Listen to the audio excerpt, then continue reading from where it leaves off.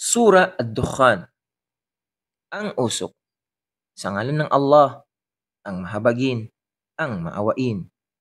Ha-Mim, isinusumpa ko sa malinaw na aklat ang Quran, katotohanan, aming ibinaba o ipinahayag ito sa pinagpalang gabi. Katotohanan, kami ay lagi nang nagbabala para sa sangkatauhan.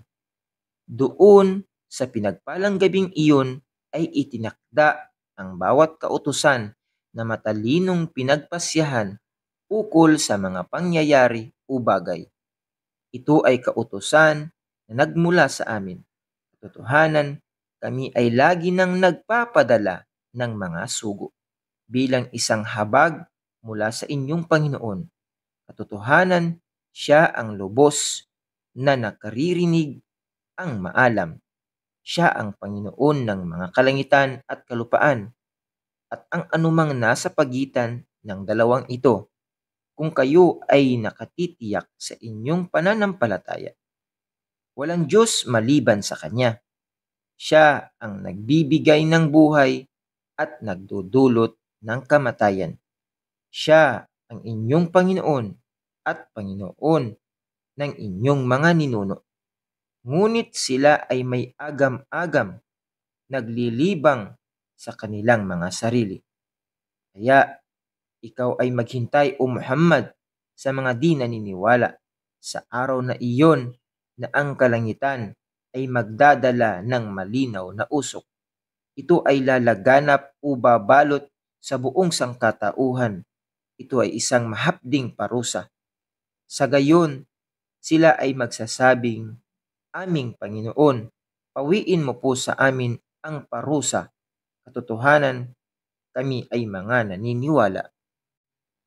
Paano ba sila magkakaroon ng babala sa oras na iyon, gayong dumating na sa kanila ang isang malinaw na sugo? Pagkaraan sila ay nagsitalikod sa kanya, kay Propeta Muhammad, at nagsasabing siya ay tinuruan ng iba at siya ay isang baliw. Katotohanan, aming bahagyang papawiin ang parusa.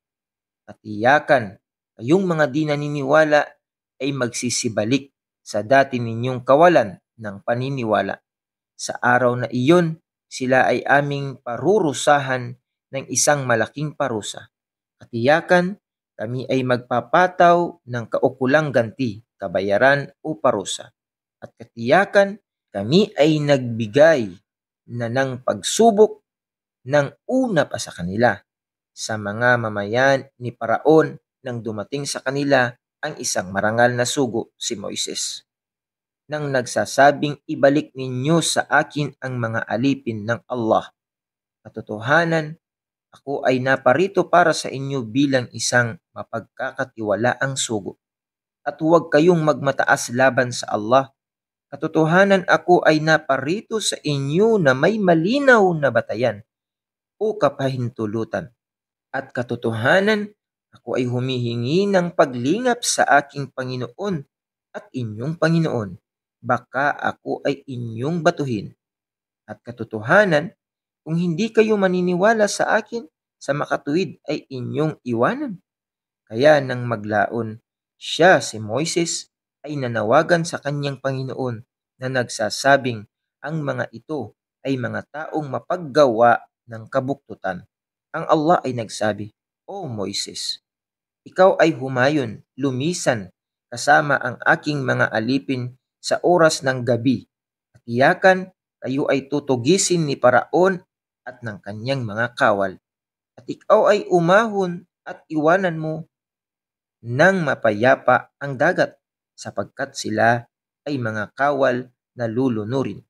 Gaano ba karami ang kanilang naiwang mga hardin at mga bukal at mga pananim at mararanyang puok na pinapamahayanan at kaginhawaan na kung saan sila ay palaging nagdiriwang.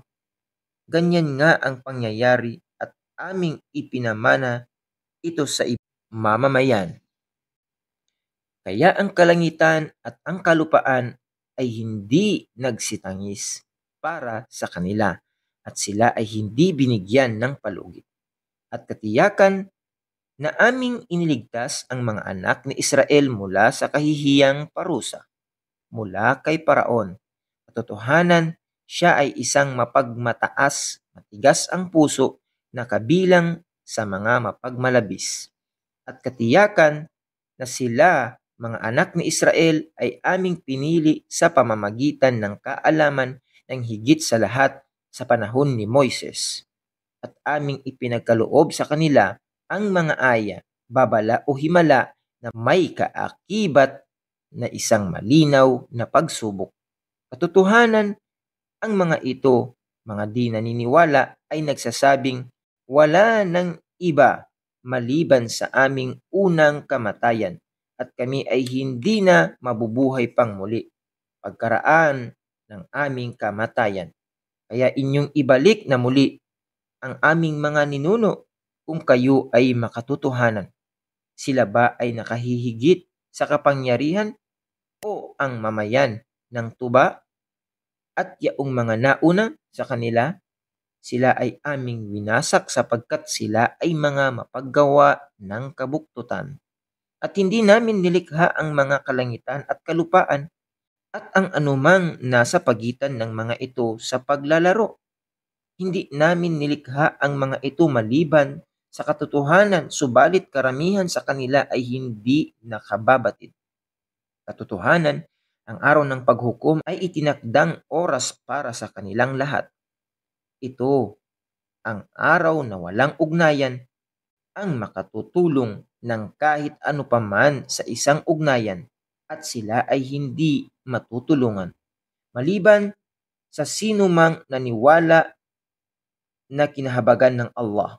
Katotohanan, siya ang ganap na makapangyarihan, ang mahabagin. Katotohanan, ang punong kahoy ng Zakkum ay magsisilbing pagkain ng mga makasalanan. Tulad ng kumukulong langis, ito ay kumukulo sa loob ng tiyan, tulad ng pagkulo ng pambanling tubig. Ito ang sasabihin sa kanya. Siya ay sakmalin at siya ay itulak, taladkarin at hatakin sa gitna ng naglalagablab na apoy.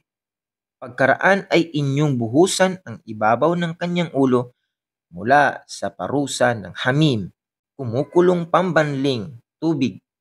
Ito ang sasabihin sa kanya, lasapin mo ito. Katotohanan, ikaw ay dinakila ang marangal.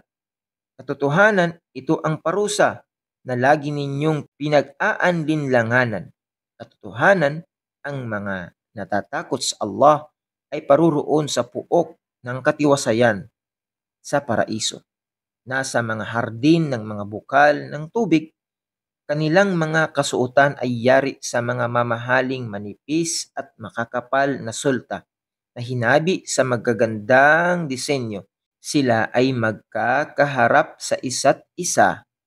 Gayan nga ang kanilang gantimpala at sila ay aming ipapakasal sa mga mayuyuming dalaga ng paraiso na may malalaki at magagandang mga mata. Sila ay mananawagan o hihiling doon ng bawat uri ng prutas ng ligtas at matiwasay na kalagayan. Sila ay hindi makakatikim ng kamatayan doon maliban sa unang kamatayan sa mundo. At sila ay kanyang pangangalagaan mula sa parusa ng nagliliyab na apoy. Bilang biyayang nagmumula sa iyong Panginoon, iyan ang dakilang tagumpay. Katotohanan, aming ginawang magaan ito, ang pagbigkas ng Quran sa iyong dila upang sakali sila ay mapaalalahanan. Kaya ikaw ay maghintay o Muhammad sapagkat katiyakan sila ay naghihintay para sa inyong wakas.